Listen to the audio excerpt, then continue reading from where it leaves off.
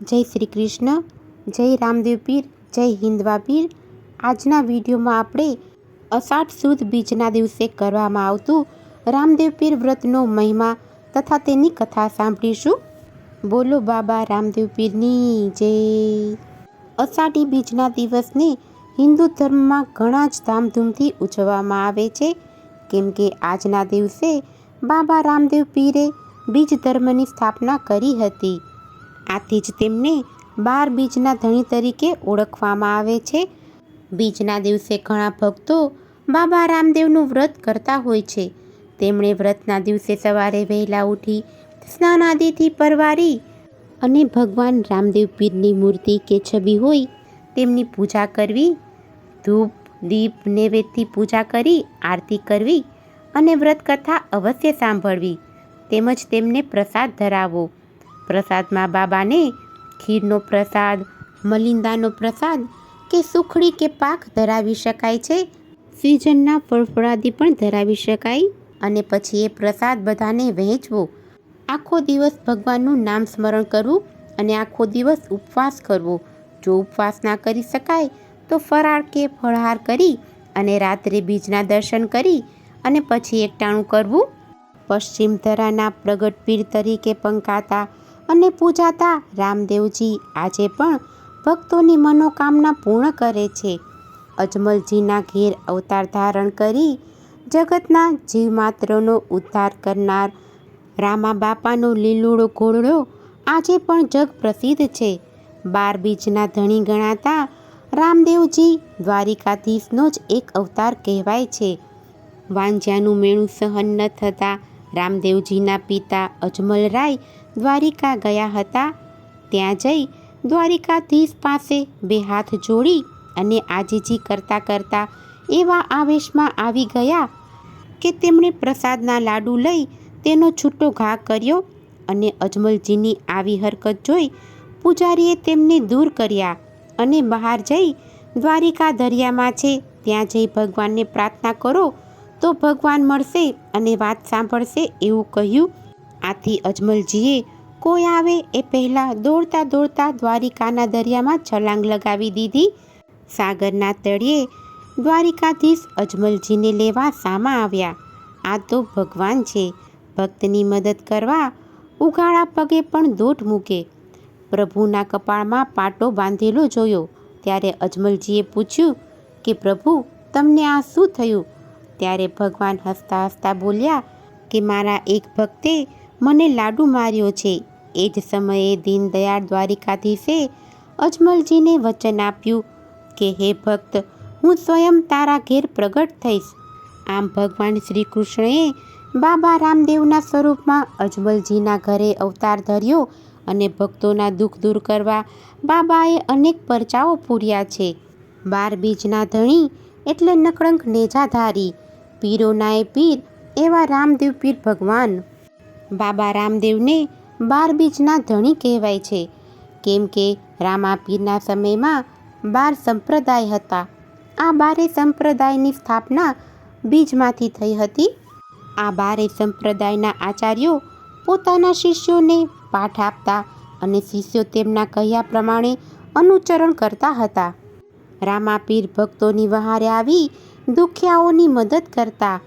આ ખ્યાતિ તેમની ચારેય ખૂણાઓમાં પ્રસરી હતી।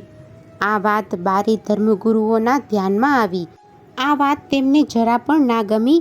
આથી 12 ધર્મના ધર્મગુરુઓ ભેગા થઈ અને તેમણે રામા પીરની કસોટી કરવાની તૈયારી કરી। આથી આ 12 સંપ્રદાયના ગુરુઓએ ભેગા થઈને એક જ દિવસે 12 અલગ અલગ જગ્યાઓએ પાઠ પૂજન કરવાનું આયોજન કર્યું। ત્યાર પછી આ બધા ધર્મના આચાર્યોએ એક પછી એક વારાફરતી રામા પીરને પાઠમાં આવવાનું વાયક આપવા માટે ગયા।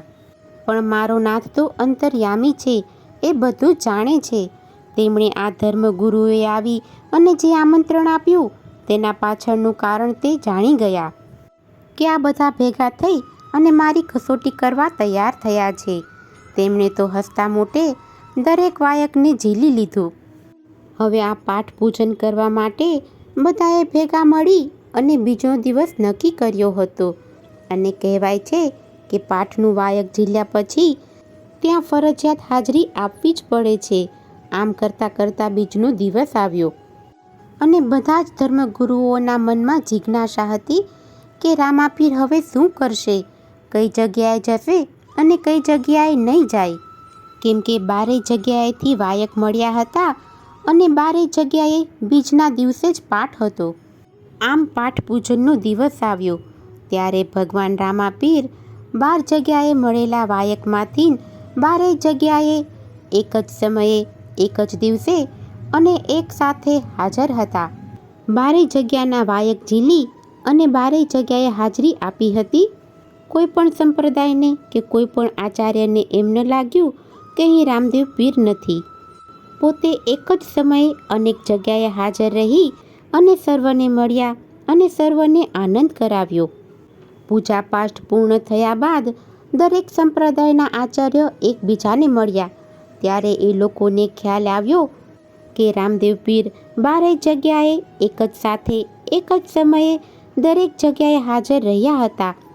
ત્યારે તેમણે રામદેવ પીરની પીરાઈનો પરચો જોયો અને ત્યારે તેમને ખ્યાલ આવ્યો કે રામદેવજી પાસે એક અલૌકિક શક્તિ છે. અને ત્યારે બધા સંતો, ભક્તો અને મહાપુરુષોએ નક્કી કર્યું કે રામાપીર એ પીરોનાય પીર છે અને તેમની તોલે કોઈ આવી શકે એમ નથી. અને ત્યાર પછી એ સૌએ ભેગા મળી રામદેવ પીરને 12 બીજના ધણી એવું નામ આપ્યું અને રામાપીરનો જય જયકાર બોલાવ્યો. આમ બાબા રામદેવ પીર નકળંક નેજાધારી, દુખ્યોના બીલી, હિંદવા પીર એ 12 બીજના ધણી કહેવાળા. આવી રીતે બાબાએ અનેક પરચાઓ પૂર્યા છે. દુખ્યોના દુઃખ દૂર કરવા માટે બાબા હાજરા હજૂર છે. આમ જે કોઈ નરનારી સાચા ભાવથી હિંદવા પીર અને રામદેવજીનું વ્રત કરે છે તેમના તમામ દુઃખ રામદેવજી અવશ્ય દૂર કરે છે.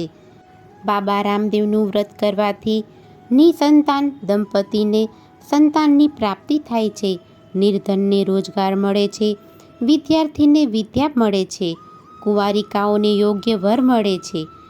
કોઈ પણ જાતના સ્વાર્થ કે માંગણી વગર વ્રત કરનારને જીવનના અંતકાળે મુક્તિ મળે છે. બોલો રામદેવ પીરની જય, હિંદવા પીરની જય. જો તમને આજની આ કથા પસંદ આવી હોય તો એક લાઈક આપી ચેનલને સબસ્ક્રાઈબ કરો. આજની આ કથા સાંભળવા બદલ આપનો ખૂબ ખૂબ આભાર. જય શ્રી કૃષ્ણ.